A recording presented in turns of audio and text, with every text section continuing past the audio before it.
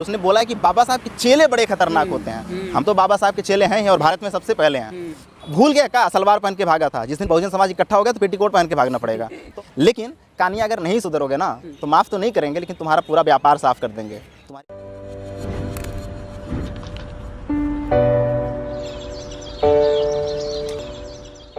फिर दलित आ जाते हैं। अब एक आंदोलन चल रहा है, मूल निवासी। बोला हम मूल निवासी हैं, बाकी भारतवासी सब बाहर से आए हैं। फिर जहर घोलते आपस में।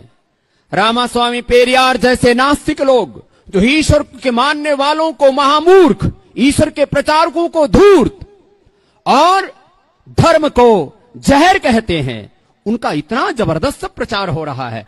अंबेडकर के नाम पर जो मूल निवासी कॉन्सेप्ट चलाने वाले कुछ लोग हैं, कुछ वामसेफ वाले लोग हैं, हम ये बंटवारा करने की कोशिश करी। इसको मैंने शब्द दिया है वैचारिक आतंकवाद, इंटेलेक्चुअल टेररिज्म। नमस्कार, दी न्यूज़ हिंट देख रहे हैं आप और मैं सुशील कुमार। हाल ही में योग गुरु रामदेव ने एक बयान दिया है।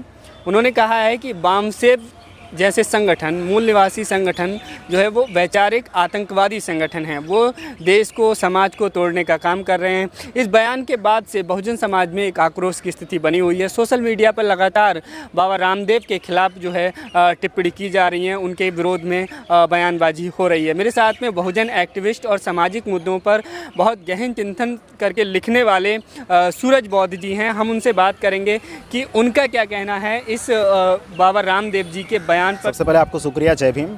देखिए, मैं कानिया बाबा को समझाना चाहूँगा बहुत अपने कड़े शब्दों में कि उसकी इतनी औकात नहीं है कि वो पेरियार जैसे महापुरुष पर, हमारे पुरखों पर और मूल निवासी संकल्पना पर और किसी सामाजिक संगठन पे, चाहे वो वामसेफ हो या बसपा हो या कोई और भी, उसको वैचारिक आतंकवादी या फिर आतंकवादी कहे।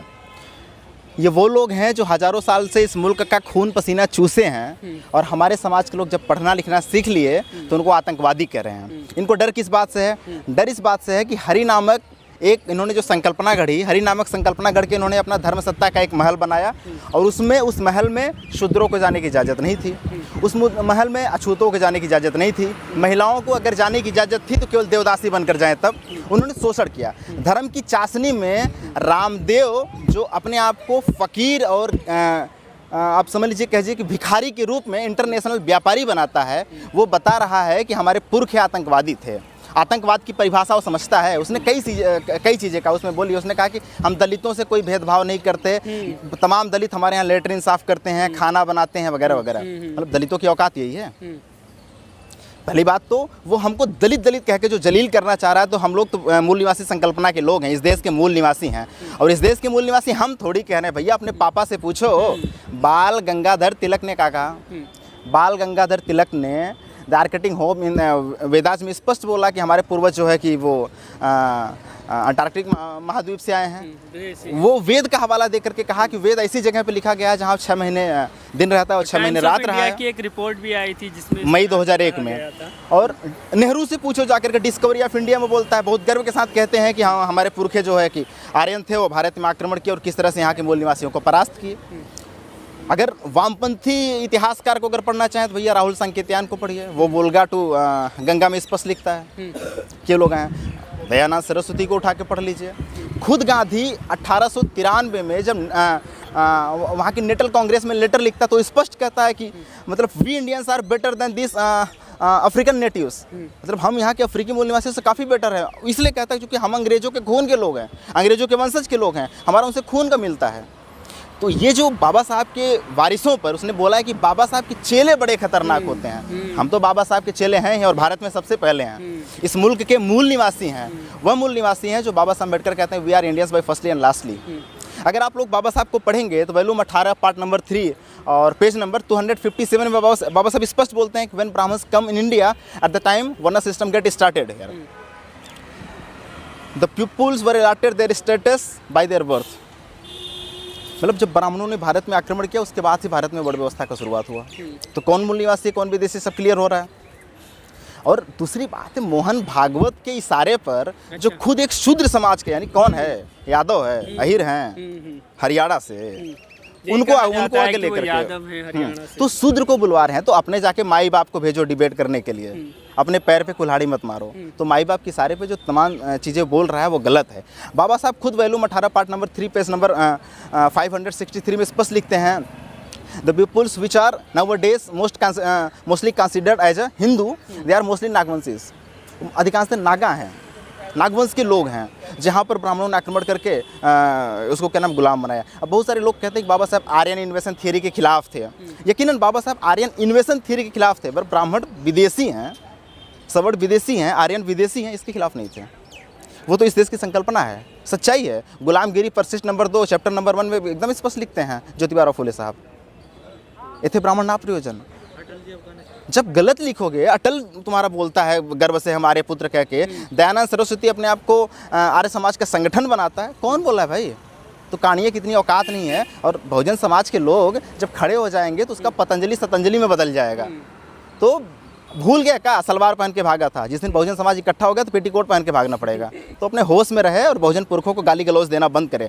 और हाँ, अर्नब गोस्वामी जिसके सामने वो इंटरव्यू देता है, मैं उसको खुला चैलेंज कर रहा हूँ, अगर उसके अंदर दम है तो चाहे मोहन भागवत से डिबेट करा ले, चाहे बाबा रामदेव से डिबेट कर ले, मूल निवासी संकल्पना पर एक बार डिबेट तो कराओ। और मैं बहुत गर्व से कहता हूँ, मुझे खुशी है कि मोहन भागवत कहता है कि आर्य यहीं के थे। इसका मतलब हमारा सवाल, हमारा अस्तित्व, हमारा दर्द उसके सीने में दर्द देना शुरू कर दिया, हमारी आवाज़ उसके सीने में खटकनी शुरू हो चुकी है। तो ये मुद्दा तो बने ना डिबेट का कि यार कहाँ के थे और इस देश के मूल निवासी कौन है। हज़ारों साल से इस मुल्क को हमने क्या नहीं बनाया? हमने मंदिर बनाया, हमने मस्जिद बनाया, हमने सड़क बनाया, हमने रोड बनाया, हमने सारा तुम्हारे ज़रूरत के सारे साजो सामान बनाया। तुमने देवदूत बन के हमको भूत बना दिया, नहीं चलेगा। एक सवाल और भी है कि रामदेव जी अपने बयान में, जो कि रामास्वामी जो इतने बड़े एक भारत का एक बहुत बड़ा हिस्सा जो है उनको अपना आइडियल मानता है, और दिन प्रतिदिन उनकी विचारधारा जो है वो विकसित होती जा रही है, फैलती जा रही है। वो उनको कह रहे हैं कि वो बकवास करते रहते हैं, कि भगवान को ये बोलते हैं, वैसा बोलते हैं। नहीं, मतलब तुम तय करोगे। तुम 33 करोड़ के नाम पे 33 अरब का और 33,000 अरब का तुम अपना व्यापार खड़ा करो तो ये सही है? हम अगर बोलें तो सही है? हम किस राम को माने, किस भगवान को माने भैया? आदम गोंडवी साहब की स्पष्ट शेर है कि वेदों में जिनका हवाला हाशिए पर भी नहीं, हम उस आस्था विश्वास लेकर क्या करें? क्या करेंगे उस आस्था और विश्वास तुम्हारे देवी देवताओं को लेकर के? हम क्यों गर्व करेंगे भाई? हज़ारों साल से हमारे पुरखों का तुमने शोषण किया, कहाँ गर्व करेंगे? किस संस्कृति पे गर्व करेंगे? वही संस्कृति पे जो बताता है कि एक महिलाओं को क्या नाम है कि बिस्तर की सामग्री समझा जाए, वही संस्कृति जो बताता है महिला हमेशा गुलाम है, कभी पति के अधीन, कभी पुत्र के अधीन।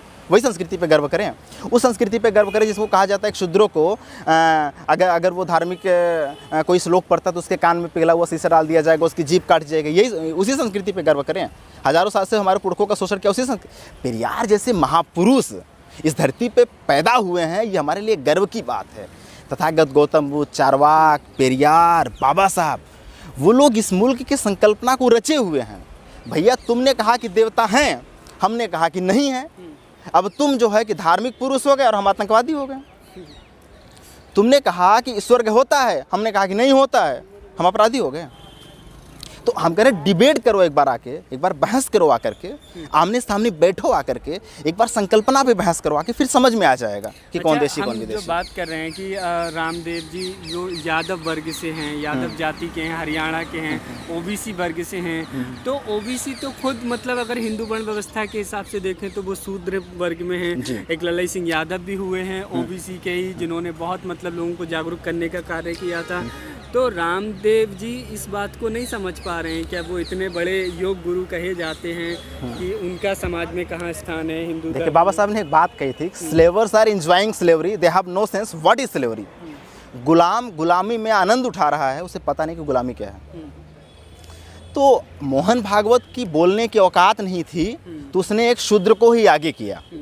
हमारा ओबीसी समाज इस बात को भूल चुका है कि जो वर्ण व्यवस्था में हिंदू धर्म में जिसको शूद्र कहा गया, दरअसल तुम ही हो। हमारी यानी कि जो एससी एसटी के लोग थे वो उनको तो शूद्र के कैटेगरी में भी नहीं रखा गया, उनको अति शूद्र यानी अछूत कहा गया। इसीलिए ज्योतिबा फुले साहब शूद्र और अति शूद्र शब्द का प्रयोग करते थे। बाबा साहब अम्बेडकर अनटचेबल शब्द का प्रयोग किए हैं, इनके लिए बैकवर्ड शब्द का प्रयोग किए। तो हम कहते हैं कि अपने माई बाप को कहो कि वो आके डिबेट करें। तुम नाहक जो है तुम्हारे कंधे पे बंदूक रख के हमारे सीने पर गोली चलाई जा रही है, तुम माफ़ी मांगो, बड़ा दिल है हम लोगों का, माफ़ कर देंगे, हमारे समाज के हो, माफ़ कर देंगे। लेकिन कानिया अगर नहीं सुधरोगे ना तो माफ़ तो नहीं करेंगे, लेकिन तुम्हारा पूरा व्यापार साफ कर देंगे, तुम्हारी बनी बनाई इमारत को ख़त्म कर देंगे। इतना तो ताकत है बहुजनों मूल निवासियों में। और हमें गर्व है कि हम इस देश के मूल निवासी हैं। हमें गर्व है कि इस देश में धरती आबा बिरसा मुंडा जैसे मसीहा पैदा हुए। हमें गर्व है कि इस देश में पेरियार जैसे महापुरुष, बाबा साहब जैसे महापुरुष, और साहब कांसीराम जैसे, चारवाक जैसे, बुद्ध जैसे महापुरुष, रविदास जैसे महापुरुष इस मुल्क में पैदा हुए, गुरु नानक जैसे महापुरुष इस मुल्क में पैदा हुए। हमें गर्व है हम भारत के मूल निवासी हैं। चलिए।